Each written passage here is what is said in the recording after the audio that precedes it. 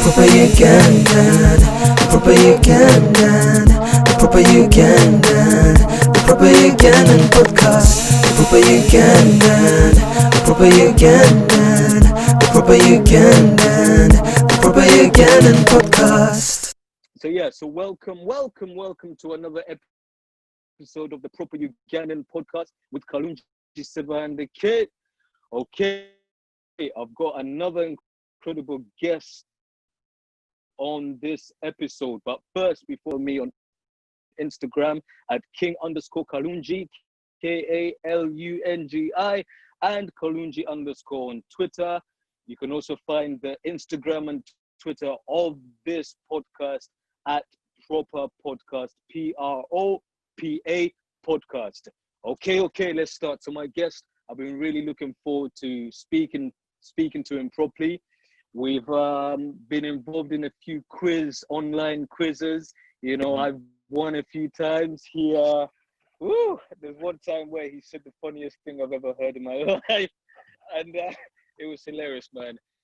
I don't even know how to get into it, but maybe we'll get into it later on. But yes, I'm talking to my special guest, actor, writer, John Rwoth-Omack. Did I pronounce it properly, boss? Hey, yes, you did. You definitely got that right. Hey, thank you for having me. I'm so glad to be here. We've talked about this for quite a while, but here it is. It's happening now. Yes, let's do it.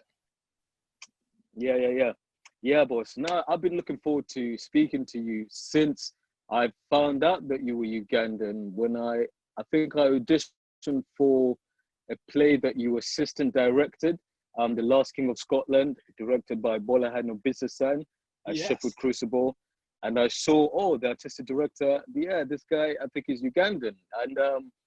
So I followed a little bit of what you were doing, and you're going to tell us exactly what you've done so far, but we're going to go into detail and a little bit into detail about your story, because, you know, I like to, for my listeners and my audience, my viewers, to be able to know that the guest. But first of all, let me ask you a question. When was the last or first time you felt like a proper Ugandan? The last time I felt like a proper Ugandan. You know what? Actually, it could be the first time. Or the first time. The first time. The first time I felt like it can be first or last. Yeah. It can be first or last. Okay, so this is the first time in a long time. I was like, yes, I'm a proper Ugandan. Okay. So we took a play I did, Far Gone, which is a play I wrote and I performed into Uganda.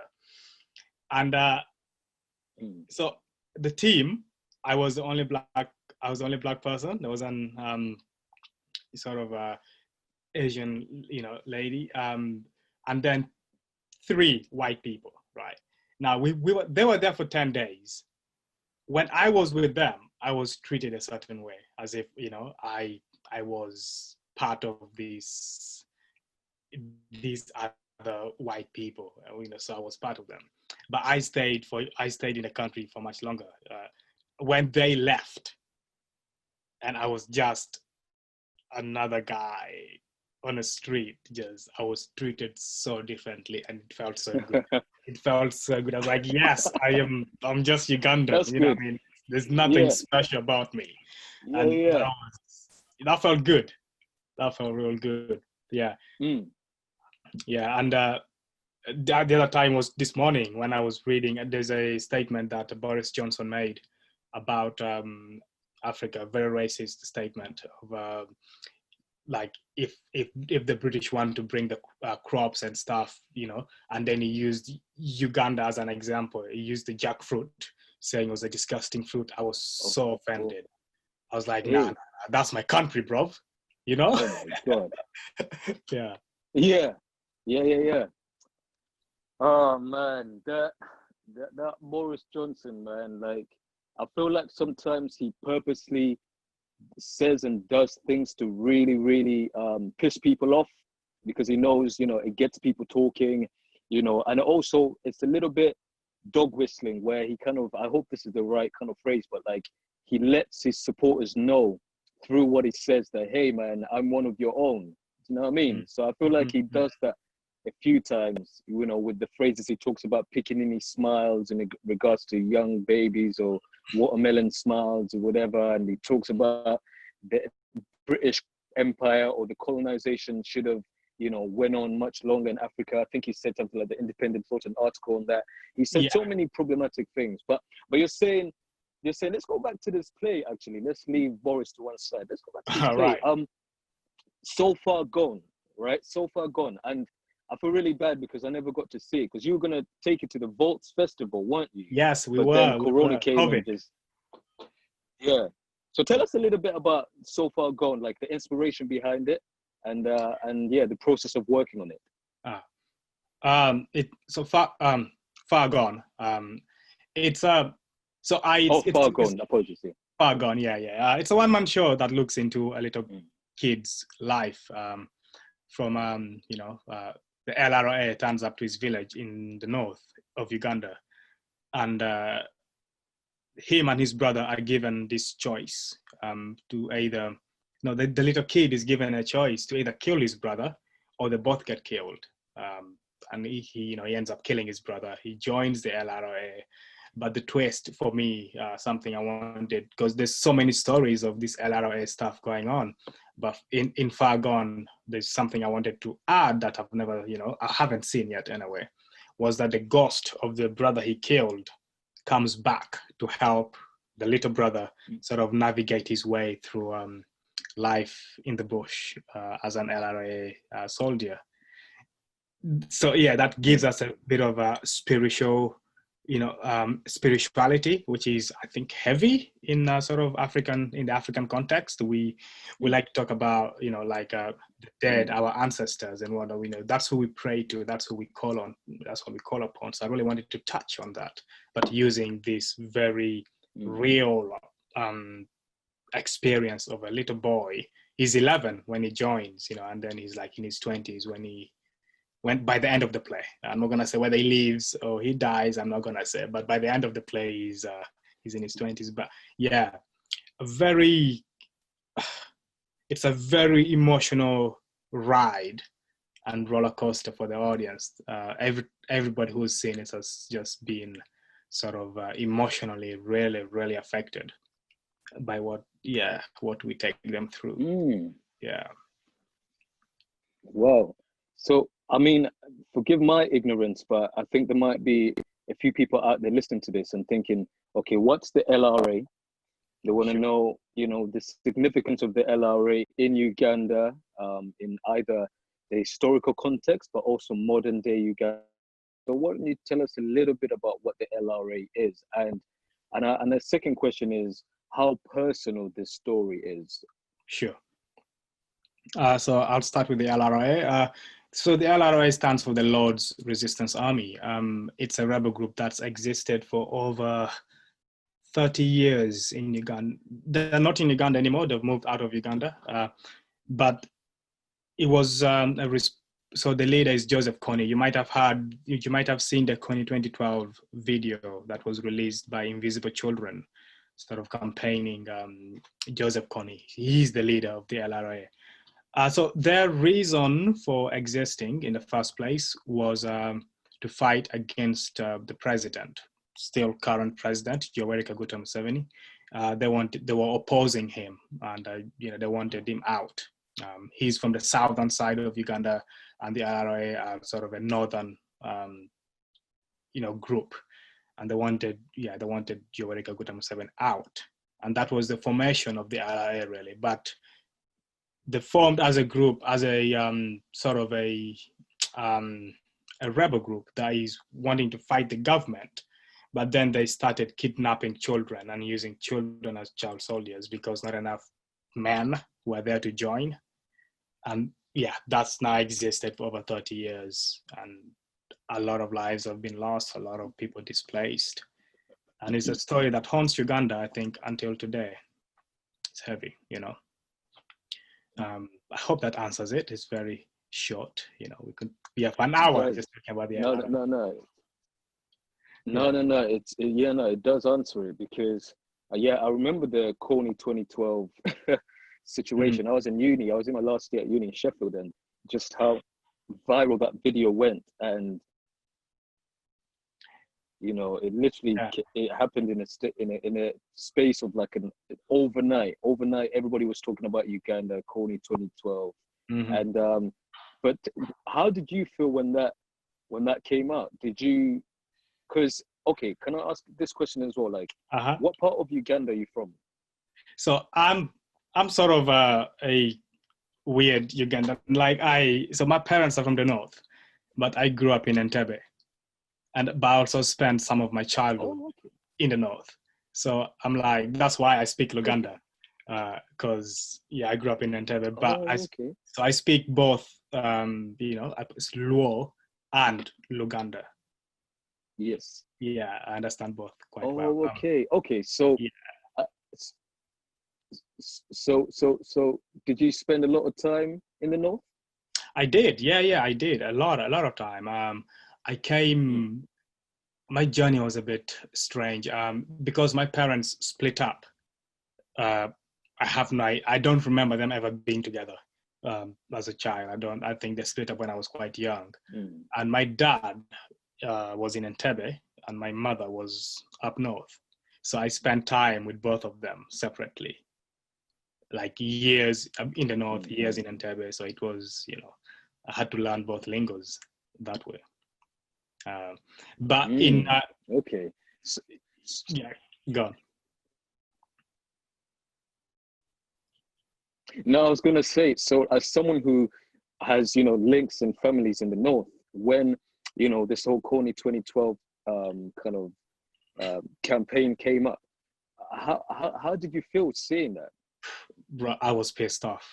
I was so pissed off because I watched that video. It was half an hour long, and I was like, somebody has put a lot of money into talking a lot of nonsense that I just felt like, do these guys actually know the history of the LRA, and do they actually know what they're talking about? It felt to me like a campaign used to make money.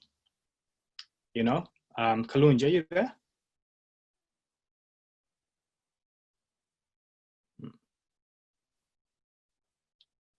Yeah. Kalungi, hey, I'm there. You be back. Yeah. Okay. Yeah. Yes. I don't know how much of that was heard or recorded. No, I heard. Can you tell us again? You said we missed you on when you said you were so pissed off. So go from pissed off. Yeah, no. When I saw the Kony 2012 video, I was so pissed off. Like it really pissed me off because I saw that somebody had spent so much money, but what they were talking was nonsense. There was no real fact in what they were saying. It felt like they were using the little research they had done, or they had done their research but chosen to twist the story somehow to suit the narrative that they wanted to tell. That's what it felt like, because I know that. I felt the same way.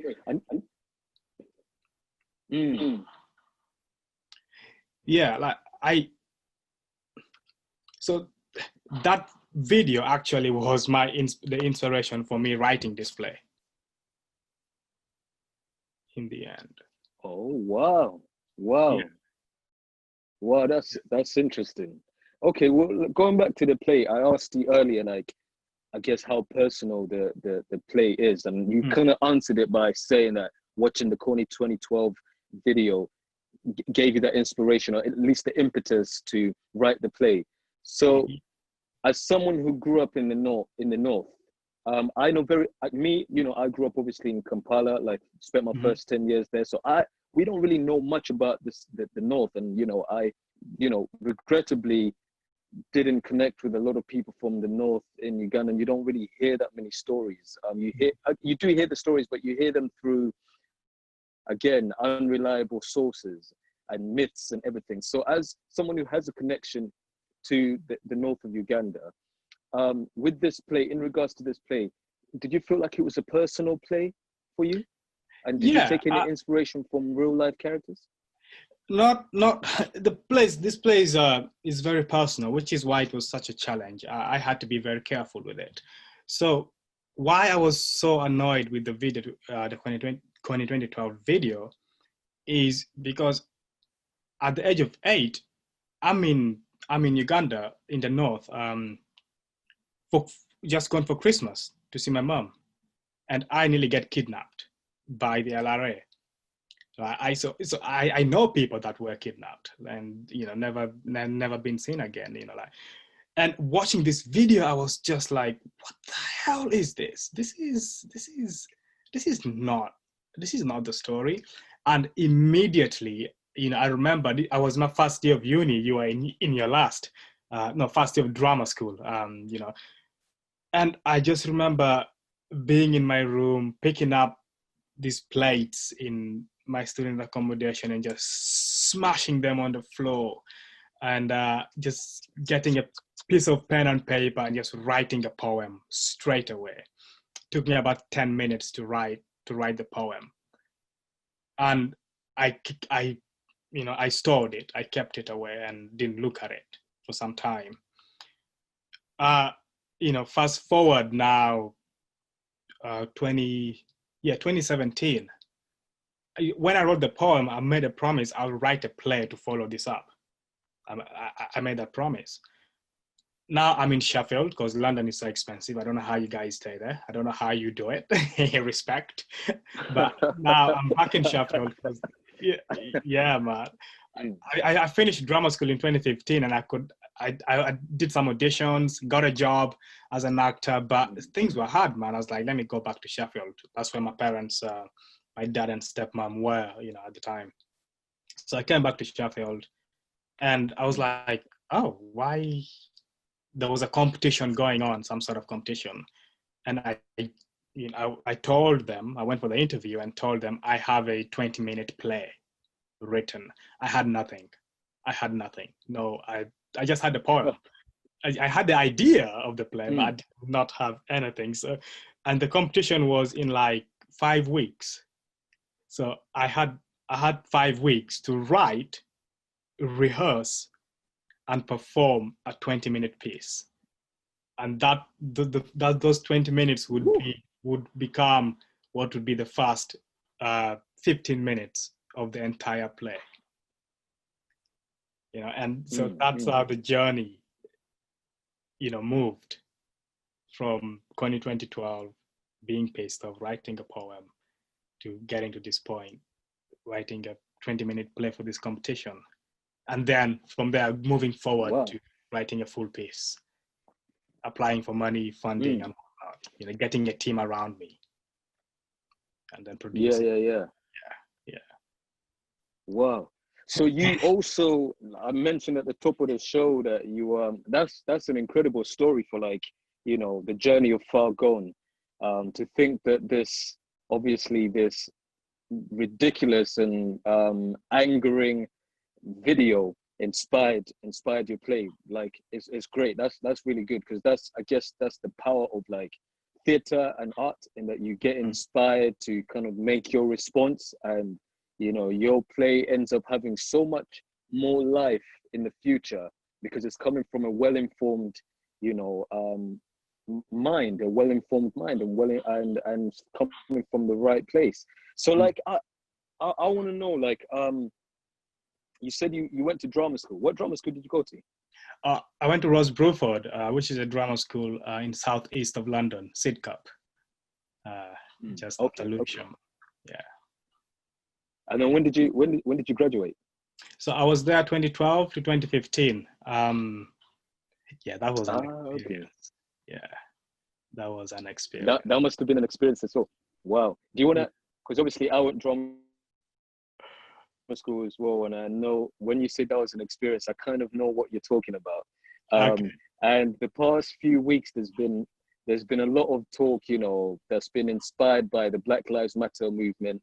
That's also been kind of galvanized after the tragic death, killing, murder of George Floyd in the state, as well as other victims of white supremacy. So like this kind of Black Lives Matter movement has led to people in different industries, you know, talking about their experiences with racism.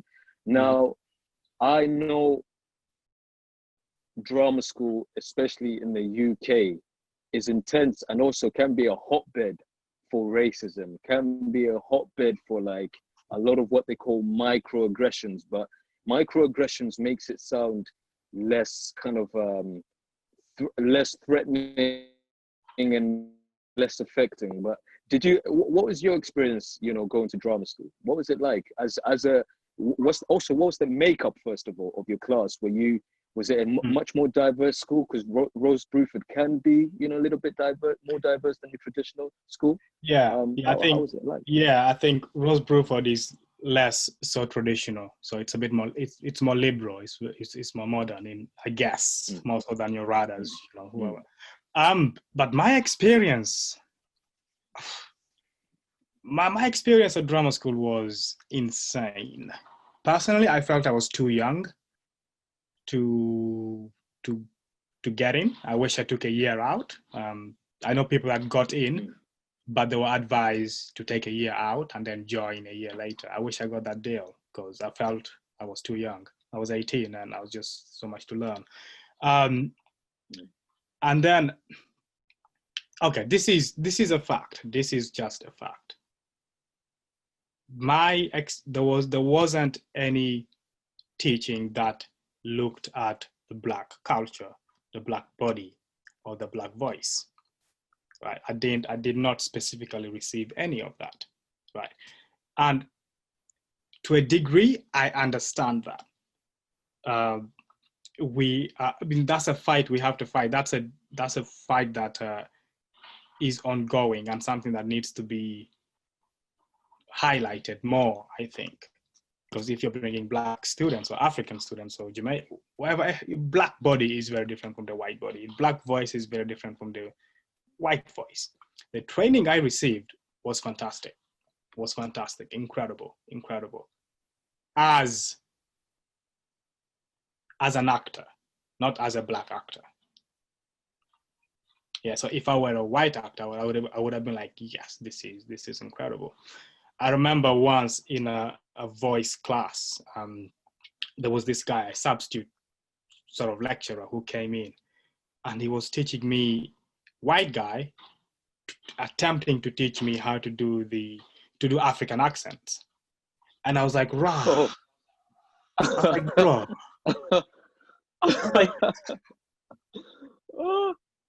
Like, why? Yeah. What, like, why? Why are you even trying? Like, he did this Nigerian accent, which was so generic. And I was just like, I was cringed. And I was like, okay, I don't know what happened. I don't know if at what point you were told, if somebody told you to do this, or you decided to do this because you saw there was a Black, because I've got, my accent is quite strange. It's, to the British ear, one might say I sound African. But when I'm in Uganda, they're like, you sound British. So it's confused. It's a confused accent. And I think because he had an African twang in my voice, I don't know, just went to sort of help me learn African accents. I was just like, yeah. Do your RP, fam. Do your RP. Like, you know what I mean? Yeah. Exactly. Do your RP. Yeah. Stick to what you're good at. Exactly. Stick to what you're good at teaching. Exactly. Because you can get that. You can get that yourself. You can get there's other teachers that can come who are more experienced and understand the culture and the nuances. That's really really interesting. But so as someone who again, you I can't believe I just glossed over this, but you said at the age of 8, you nearly got kidnapped by the Lord's Resistance Army that's led by Joseph Kony. So how did you find yourself in a situation like that? How can you just paint a picture? I know maybe you talk about it in Far Gone, your play, but how did you end up in such a predicament? So Far Gone is not about me. So that nothing in it is about me. It's just inspired by those events. So every character is fictional. Nothing is, there's no reference to me as an individual. But so when I'm 8, we go home for Christmas, as you do in the village, and I'm excited. It's life is good. This is 2002, I believe, around and we're there chilling. We just go to bed in the huts, in the little huts. They just, I love them. I love them. I just do. I love them. In the middle of the night, we start hearing. First, we hear people running and screaming and shouting, and then we hear bullets. And like, oh, what's going on? We immediately knew. And I remember my mom panicking and picking me up, and my brother, and telling us to get a move on. And we're hearing shoutings in a village just before ours. And for some reason, the LRA decided to call it a night after that village. So they never totally came to our village, but so we saw people from the village before running past ours. When I say village before, I'm talking about, this is about 400 meters away. So it's not that big distance. And we're going, and I just remember darkness, shouting, and people screaming, bullets and whatnot, and it then disappeared.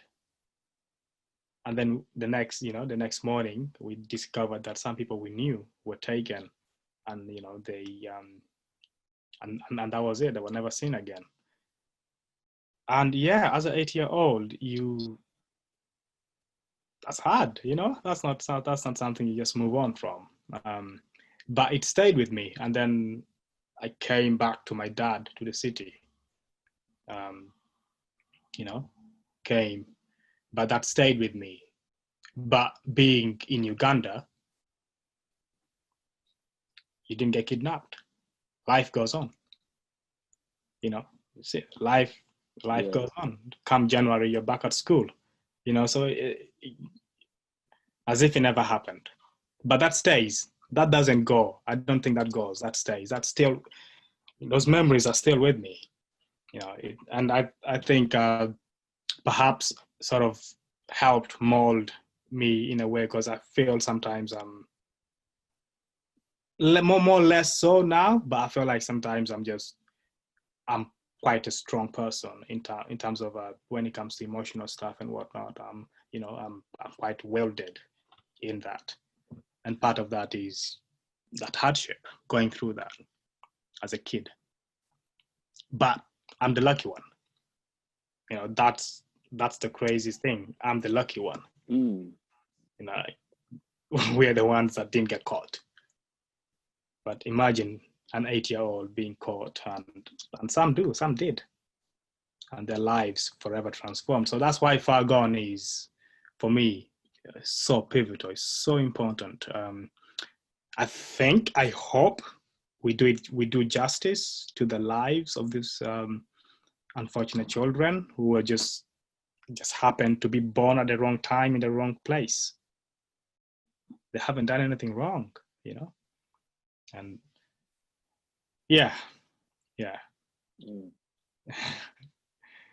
So now imagine watching that video. Wow. What a story, man. Yeah. I can imagine. I guess with that kind of context, with that put in context, I can see how angry and frustrated you can be, like, watching that. Like, I mean, I don't have any connection to the North, but even I watched it, and there was just something not right about it. It just didn't seem like he was in the right place. And again, I'm mostly spent my time in Kampala,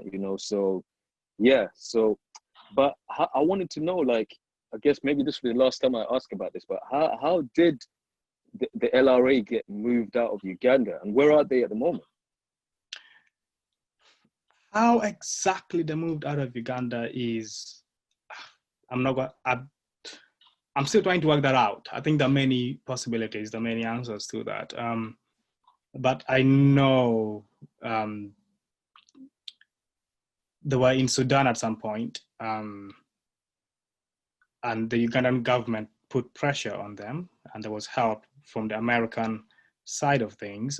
So in 2006, I believe, the ICC sort of put Joseph Kony as most wanted or something. So so the Ugandan government handed Joseph Kony over to the ICC, the International Criminal Court.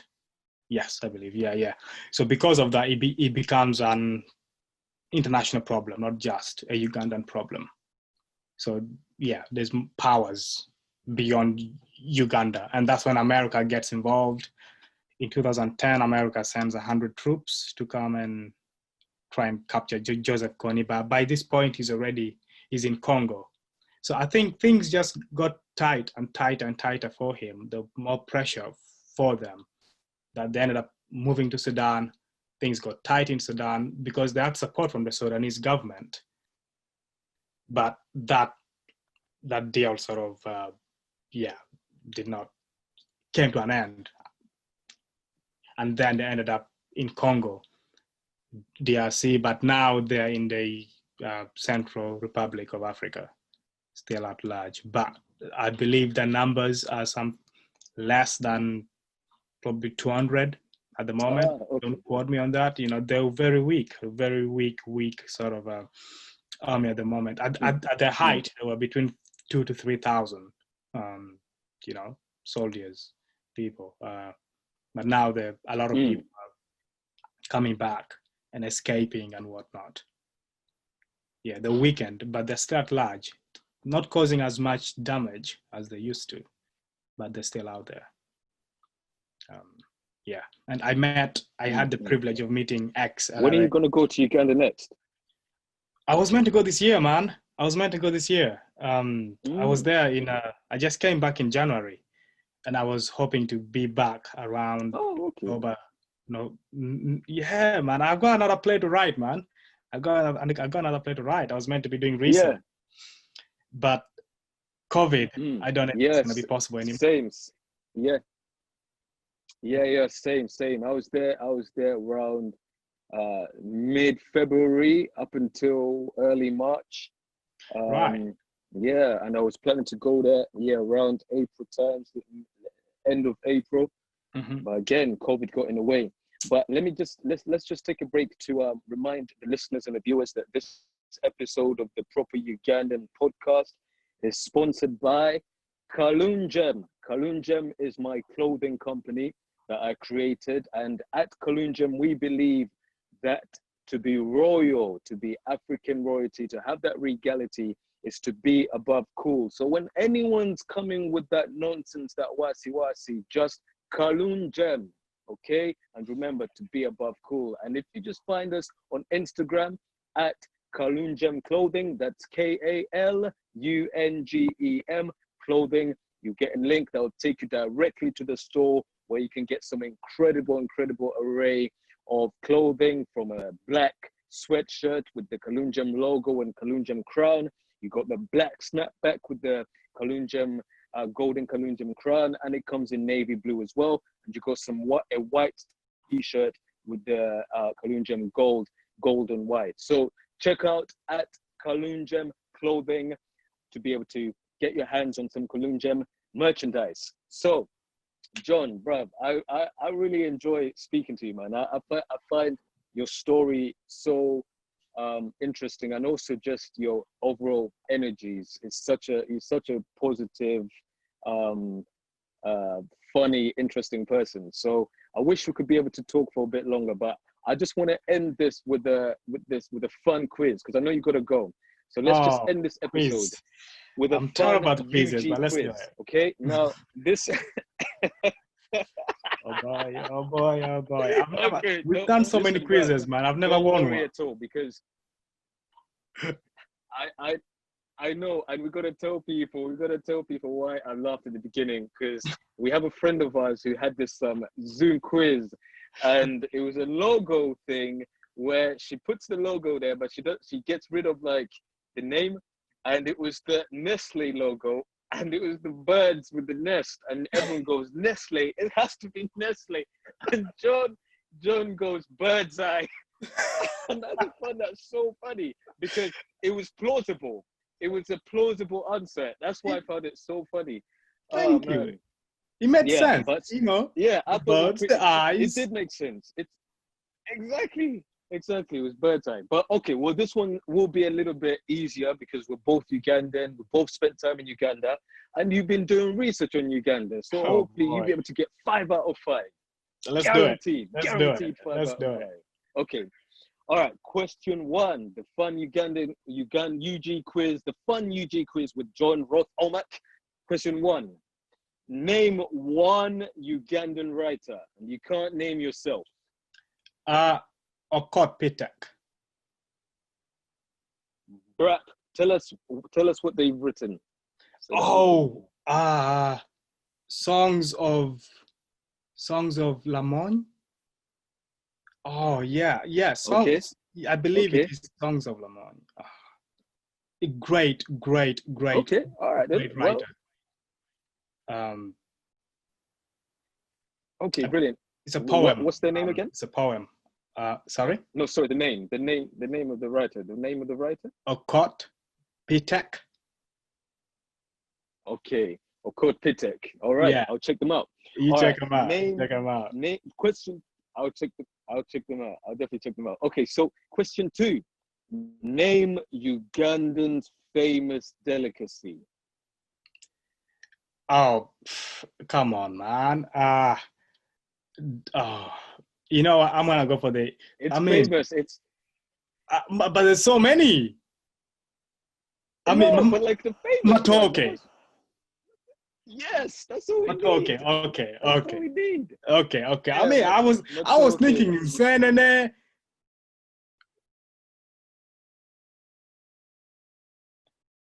I'm the host.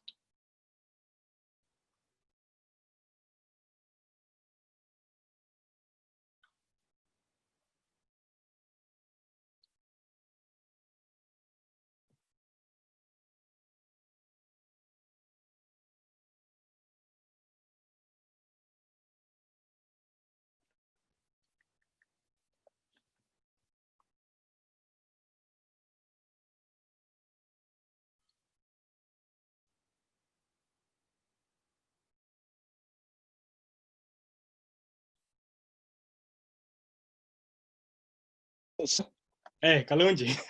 Sorry, I don't know what. Yeah, sorry. It just the phone, technology. But okay, so question 2, the answer was matoke, and obviously any other famous delicacy, but the answer is matoke.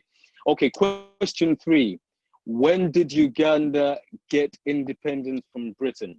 9th October 62. Yes, Brap.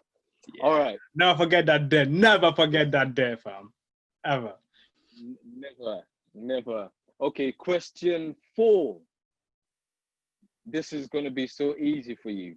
Name one northern city, like one northern Ugandan city. One northern city. I'll go for Nebi. Nebi. Okay. Yeah, All right. Well, I'm ashamed to say I don't know that city, but oh really? I will accept. I've never heard of it. Nah, I will accept Guru. And Guru, any other northern city. I've heard of Arua. Yes, I've heard of that. Nebi. Okay. Wow. Nebi. All right. Yeah. Okay. Actually, I don't know if it's a city. 5. It has to be. It has to be, surely. Okay. Yeah. It's a district, so it must be a city. Okay. Yeah. All right. Well, I also know Kitgum. Kitgum. Yes. Yeah. Kitgum. Thingy. Idi means people. The Nubians. Yes. Okay. Oh, I know Shaka is Ishaka as well. Is Ishaka in the north? Or am I wrong? Ishaka. I haven't heard of that. Could be wrong. I haven't heard of that. Okay, we could be wrong with that one. Okay, question 5. What is the name name of the bird in the Ugandan flag? The crane, man, the crescent crane.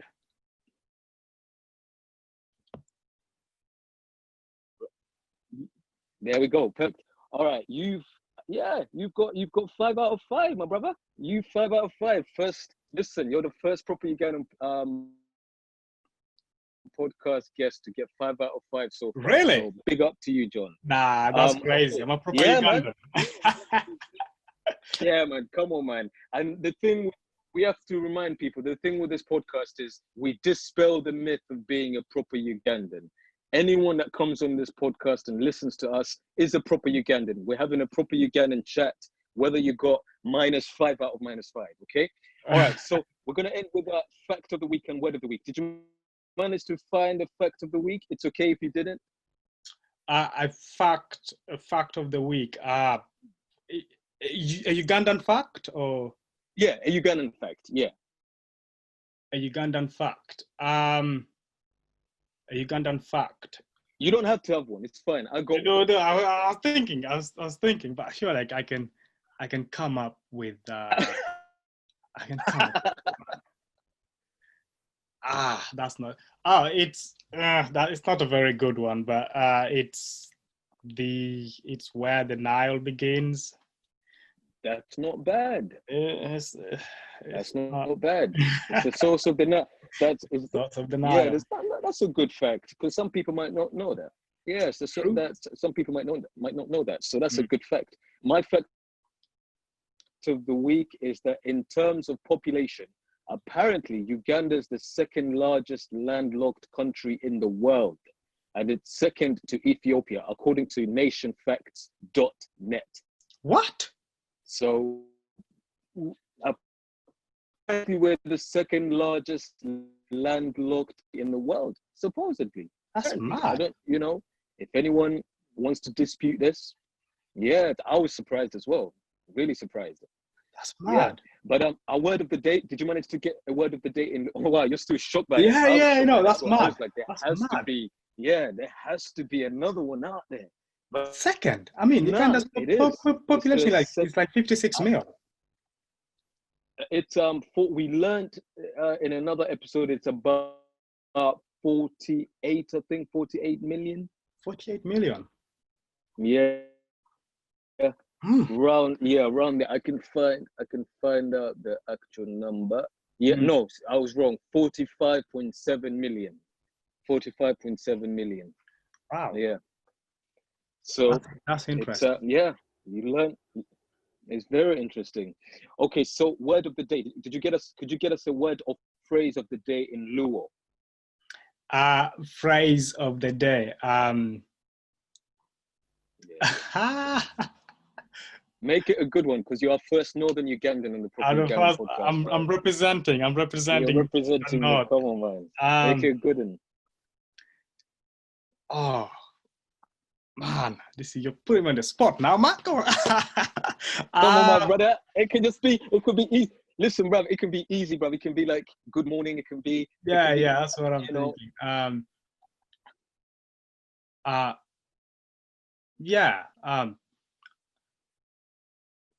foil. A foil. A foil. Again? A foil. A foil. What does that mean? A foil. So it's thank you, but it's also a greeting at the same time. So like you could just be arriving at someone's house and just say a foil. Like but it's also thank you. Yeah, it means thank you, but it's also used as a greeting, which I find interesting. Yeah. A foil. Yeah. That's so like that's tough. Okay, well, like we could meet on the road, and all we both say to each other is a foil. That's it. That's it. It's like it's more like I see you. Yeah, like I see you. Like kind of dope. Okay, all right. Well, look, proper Ugandan listeners, that was word of the day. All thanks to John Rwoth-Omack. My word of the day is amaso. So you know what that means, amaso. That just means eyes or in front. Nyenda maso, going in front. And I wanna be the first to, because I saw this on another podcast. I think it's the 256 podcast. There was a clip on YouTube of these Ugandans at Carnival, and they were singing Radio and Weasel's Nyenda Maso. And I wanna propose this to be our potential national anthem for Uganda. Nyenda Maso. Like it's such a good song. Okay. And the verse in it is such a good song. And the verses are great. You know, Erinyali Angel season fufu, you put that on my name, you know. The fish I'm selling is, you know what I mean? The fish I'm selling. I hear you. You're telling people it's rotten. And so, you know, I'm going forward. So Amaso is eyes and going forward. So boom, it's your bruv. I really, really appreciated you taking the time out and speaking to me for 6 extra minutes more than we agreed to. Thank you. Yes, could I make a counter suggestion for the national anthem though? Yeah, Bobby. Of course, bro. Of course. Bobby Wine. Which one? Oh, yeah. That's a good one as well. But obviously, he might do that if or when he becomes president. He might change it to that if or when he becomes president. I hope. Yeah, that's a dope one as well. I love that song as well. Yeah, man. Yes. Yeah. Yes. Okay, but let's finish off by telling people how they can get in contact with you, your social medias. Let's let them know what they are. John Rwoth-Omack, literally. I don't know if the name is out there spelled. But yeah, you can find me, John Rwoth-Omack. That is John, the normal John, and then RWO. Yeah, I'll be there. You do that, yeah. And also my website is jrwothomack.com. You can find me on there as well. Check out my work, check out what I do, and get in touch. And to remind people as well, Rwoth-Omack is spelled RWOTHOMACK or CH? CK. Boom. Okay, and you can find me obviously at King_Kalungi, KALUNGI. That's Instagram at King_Kalungi, and on Twitter, Kalungi_. And of course, you can find our Twitter and Instagram for this podcast at Propa Podcast, PROPA Podcast. Listen, you've been amazing audience, viewers and listeners and everything, however way you consume this. And you've been listening to me, Kalungi Sebandeke, on the PropaUgandan Podcast with my special guest, John Rwoth-Omack. Bye. See you next week. Yes, Sebo. Yeah, bruv. Nice.